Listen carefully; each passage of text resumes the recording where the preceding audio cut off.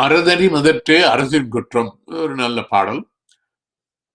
இந்த பாடல்ல கடுஞ்சினத்த கொள்களிலும் கதழ் வரிய கலிமாவும் நெடுங்கொடிய நிமிர்தேரும் நெஞ்சுடைய புகழ் மறவரும் என நான்குடன் மாண்டதாயினும். கடும் சினம் என்றால் மிகுந்த கோபமுடைய, கொள்களிலும் கொல்லக்கூடிய களிர். களிர் என்றால் யானை. யானைகள் எப்படி இருக்கின்றன என்றால் மிகுந்த கோபமாகவும் பகைவருடைய படை வீரர்களை கொல்லக்கூடிய திறமையும் ஆற்றலும் உடைய யானைகளுடைய யானை படை இருக்கிறது இந்த அரசனிடத்திலே. இது யாருக்கு சொல்லப்பட்டது என்றால் பாண்டியன் இளவந்தியை பள்ளி துஞ்சிய நன்மாறன் என்ற ஒரு பாண்டியனுக்காக இந்த அறிவுரை. சரி, அடுத்தது கதழ் வரிய கலிமாவும். கதழ்தல் என்றால் விரைதல், பறிதல் என்றால் ஓடுதல், கலி என்றால் செருக்கு, மா என்றால் குதிரை. அதாவது விரைந்து ஓடக்கூடிய குதிரைகள் உள்ளன அவரிடத்துல, அது குதிரைப்படை. நெடுங்கொடிய நிமிர்தேரும், நீண்ட கொடியுடைய நிமிர்ந்த பெரிய தேருடைய தேர் இருக்கிறது, அதாவது தேர்ப்படை இருக்கிறது. நெஞ்சுடைய புகழ் மறவரம். புகழ்தல் என்றால் விரும்புதல், போற்றுதல் என்று பொருள். அது எதை போற்றுகிறார்கள், எதை விரும்புகிறார்கள் என்றால் மறவர்கள் என்றால் வீரர்கள். இவர்கள் உள்ளத்திலே போரை விரும்புகிறார்கள்.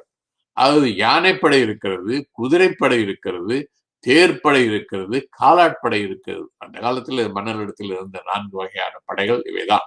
இந்த 4 படைகளும் இருந்து அவற்றெல்லாம் நான்குடன் மாண்டதாயினும், இந்த 4 படைகளும் சிறப்பாக இருந்தாலும் மாண்ட அறநெறி முதற்கே அரசின் குற்றம். இந்த படைகள் எல்லாம் இருந்தாலும் உன்னுடைய வெற்றிக்கு அல்லது உன்னுடைய புகழுக்கோ இதெல்லாம் இதனால பயன்படாது. அறநெறியோடு நீ அறத்தை பின்பற்றி உன்னுடைய ஆட்சி இருக்க வேண்டும். அதுதான் நீ செய்ய வேண்டியது என்பதுதான் எனக்கு அறிவுரை. அதனால் என்ன செய்ய வேண்டும் என்றால், நமரென கோல் கோடாது. நமர் என்றால் நம்மவர், அது நம்பாளு என்று சொல்லி நடுவு நிலைமையிலிருந்து தவறாமல், பிறரென குணம் கொள்ளாது.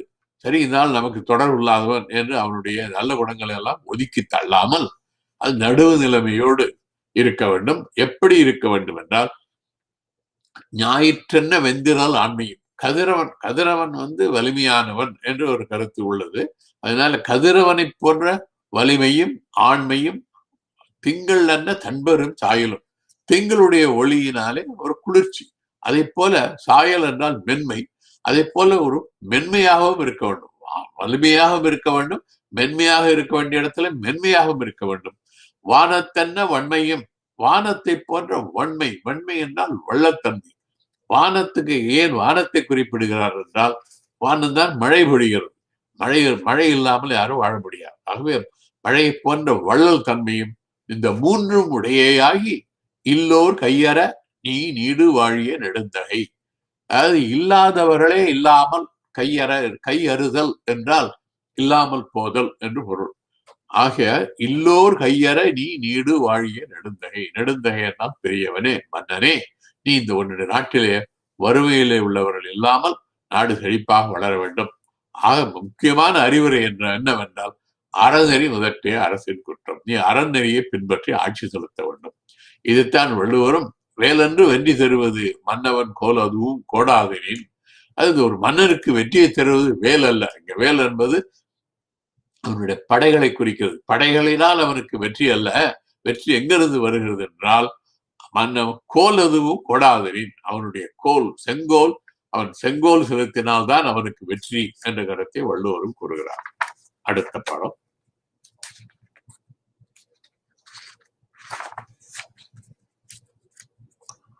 இந்த பாடல் குடபுலவியலார் என்ற புலவர் பாண்டியன் தலையாலங்கானத்து செருவென்ற நெடுஞ்செழியனுக்கு அறிவுரையாக கூறிய பாடல். இந்த பாண்டியன் தலையாலங்கானத்து செருவென்ற நெடுஞ்செழியன் என்பவன் மிகச் சிறப்பு வாய்ந்த ஒரு மன்னன். இந்த நெடுஞ்செழியன் சிலப்பதிகாரத்தில் கூறப்பட்டிருக்கின்ற நெடுஞ்செழியனிலிருந்து வேறுபட்டவன். இவன் வேறு, அவன் வேறு. பாண்டியன் தலையாலங்கானம் என்ற ஊரிலே ஒரு பெரிய போர் நடைபெற்றது சங்க காலத்திலே. தலையாலங்கானம் என்ற ஊர் இப்பொழுது தலையாலங்காடு என்று அழைக்கப்படுகிறது. அது திருவாரூர் மாவட்டத்தில் குடவாசல் வட்டத்தில் உள்ள ஒரு ஊர். அது இப்போது ஒரு சின்ன ஊர் தான். அந்த ஊரில தான் தலையாலங்கானம் என்று அழைக்கப்பட்ட அந்த ஊரிலே ஒரு மிகப்பெரிய போர் நடைபெற்றது. இந்த மன்னவன், இந்த நெடுஞ்செழியன் என்பவன் ஆட்சிக்கு வந்த பொழுது சிறு வயது. அவனை பார்த்து மற்றவர்களெல்லாம் கேலி செய்கிறார்கள். இவன் என்ன சின்ன பையன், இவனுக்கு இன்னும் காலில் இருக்கிற கொலுசுன்னு சொல்லுவாங்க இல்லையா, காலில் சலங்கை அல்லது கடல் என்று சொல்லுவார்கள், அதை கிழட்டா சின்ன பையங்க தான் போடுவாங்க. அதை கிழட்டாமல் இன்னும் பால்மணம் பாராத சிறுவனாக இருக்கிறான், இவன் எப்படி பாண்டிய நாட்டை ஆளப்போகிறான், ஆகவே இதுதான் பாண்டியனை வெல்லக்கூடிய வாய்ப்பு என்று சொல்லி சோழனும் சேரனும் 7 குறுதல மன்னர்களும் ஒன்று சேர்ந்து இவனை தாக்கினார்கள். இந்த பாண்டியன், இந்த நெடுஞ்செழியன் அந்த 9 பேரையும் வென்றான். அதுதான் இவனுடைய மிகப்பெரிய வெற்றி. அந்த வெற்றி, அவ்வளவு வெற்றி பெற்ற அந்த மன்னனுக்கு இந்த குடபுலவியனார் என்ற ஒரு புலவர் ஒரு சிறந்த அறிவுரை கூறுகிறார். சரி, பாட்டை பார்ப்போம். நீரின்று அமையாய் ஆக்கைக்கு எல்லாம் உண்டி கொடுத்தோரே உயிர் கொடுத்தோரே. அது இந்த நீர் இல்லாமல் இந்த உடல் இருக்க முடியாது. உண்டி என்றால் உணவு, உண்டி கொடுத்தோர் உயிர் கொடுத்தோரே. உண்டி என்றால் உணவு கொடுத்தவர்கள் தான் இந்த உயிரை வளர்த்தவர்கள். உணவு இல்லாமல் உயிர் இருக்காது. உண்டி முதற்றே உணவின் பிண்டம். பிண்டம் என்றால் உடல். இந்த உடல் உணவால் ஆனதுதான் இந்த உடல். ஆகவே என்ன செய்ய வேண்டும்? உணவெனப்படுவது நிலத்தோடு நீரை. உணவு என்பது நிலமும் நீரும் சேர்ந்தால்தான் உணவு. அது நிலமும் நீரும் சேர்ந்து அதில் விளைகின்ற உணவுப் பொருட்களால் தான் இந்த உடலும் உயிரும் ஒன்றாக இருக்கிறது. நீரும் நிலரும் புணரியோர் இன்று உடம்பும் உயிரும் படைத்திசினோரே. நீரையும் நிலத்தையும் ஒன்று சேர்த்து பொருட்களை விளைவித்தவர்கள் தான் இந்த உடம்பையும் உயிரையும் வாழ வைக்கிறார்கள். வித்தி வான் நோக்கும் பொன்புலம் கண்ணகன் வைப்பிற்று ஆயினும் நன்னி ஆளும் இறைவன் தாட்கு உதவாதே. அதாவது வித்திட்டு விதைகளை விதைத்து வான் நோக்கும், வானத்தை நோக்கும் புன்புலம், புன்சை நிலம். அது நல்ல நிலமாக இருந்தால் நீர் வளம் இருக்க வேண்டும். இந்த புன்சை நிலங்களில் அவ்வளவு நீர் வளம் இருக்காது. விதைத்த உடனே மழை எப்ப பெய்யும் என்று வானத்தை நோக்கி இருப்பார்கள். வானம் பார்த்த சீமை என்று சொல்லுவார்கள். அப்படிப்பட்ட நிலம் எவ்வளவுதான் பெரிதாக கண்ணகன் வைப்பிற்று. கண் என்றால் இடம், அகன் என்றால் அகண்ட, வைப்பு என்றால் ஒரு நிலப்பகுதி. அந்த புன்சை நிலம் எவ்வளவுதான் பெரிய நிலப்பகுதியாக இருந்தாலும் நன்னி ஆளும் இறைவன் தாட்கு உதவாது. இறைவனுக்கு அதனால, இறைவன் இங்க அரசன், அரசனுக்கு அதனால பயன் இல்லை. அரசனுக்கு பயன் இல்லை என்றால் நாட்டுக்கு பயன் இல்லை.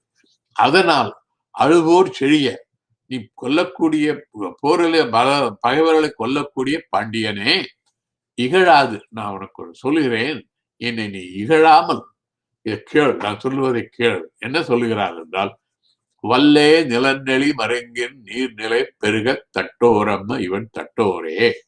வல்லே என்றால் விரைவாக, விரைந்து நிலநெளி மருங்கின், நெளிதல் என்றால் குழிதல். அது நிலங்களில எங்கெல்லாம் குழிகளாக இருக்கின்றனவோ, எங்க பள்ளமாக இருக்கிறதோ அந்த இடங்களிலே நீ நீரை தேக்கி வைத்துக்கொள். மழை நீர் தேக்காமல் விட்டால் அது ஆற்றிலே சேர்ந்து ஆறு கடலிலே சேர்ந்து வீணாக போகிறது. அதனால நீ மழை நீரை சேமித்து வைக்க வேண்டும். அதைத்தான் செய்ய வேண்டும். அதுதான் இங்க அறிவுரை. நிலநெளி மருங்கின் நீர்நிலை பெருக தட்டோரின்மை இவன் தட்டோரே. தட்டுதல் என்றால் தடுத்து நிறுத்துதல்.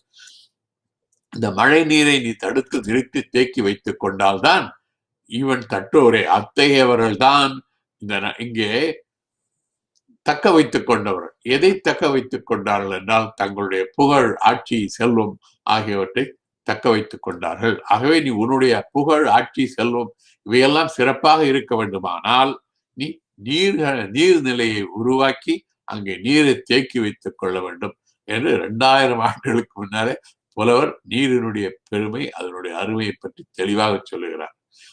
தள்ளாதோர் இவன் தள்ளாதோரே என்று முடிக்கிறார். அப்படி தேக்கி வைக்காதவர்கள் இங்கே தன்னுடைய செல்வம், ஆட்சி, புகழ் ஆகியவற்றை நிலைநாட்டிக் கொள்ள முடியாது என்று. வள்ளுவரும் இதே கருத்தைத்தான் நீரின்றமையாது உலக நீர் யார் யாருக்கும் வானின்றமையாது ஒழுக்கு என்பார். நீர் இல்லாமல் இந்த உலகம் இல்லை, உலகம் இருக்க முடியாது, உலகத்திலே எவரும் வாழ முடியாது. அதுபோல வானத்திலிருந்து நீர் மழை இல்லாவிட்டால் இந்த உலகத்திலே ஒழுக்கமும் இருக்காது. இந்த படத்துல கீழே ஒரு நீர்நிலை, ஒரு அணை இருக்கிறது. அது கரிகால் சோழனால் கட்டப்பட்ட கல்லணை. 1800 ஆண்டுகளுக்கு முன் கரிகால் சோழன் கட்டிய கல்லணை. அந்த கல்லணை உலகத்திலே உள்ள பழைய அணைகளிலே ஒன்று, 4வது பழைய அணை. அந்த அணை இன்றும் பயனுள்ளதாக இருக்கிறது. ஆனால் இந்த காலத்தில் என்ன நடைபெறுகிறது என்றால், அந்த அணைக்கு அப்புறம் வேறு சில அணைகள் கட்டி இருக்கலாம். பெருமளவிலே மழை நீர் வருகிறது, தேங்கினாலும் அந்த நீரை கால்வாய்கள் வழியாக நிலத்துக்கு செல்லுகின்ற பொழுது அந்த கால்வாய்கள் தூர்வாரப்படாததினாலே ஆங்காங்கே தேங்கி நிற்கின்றன. அரசாங்கம் அந்த கால்வாயில தூர்வாரி நிலத்தில் அந்த நீரை வயல்களுக்கு செல்லுமாறு செய்ய வேண்டும். அதை செய்ய வேண்டும். செய்தால்தான் அந்த நீரினாலே பயன் உண்டு.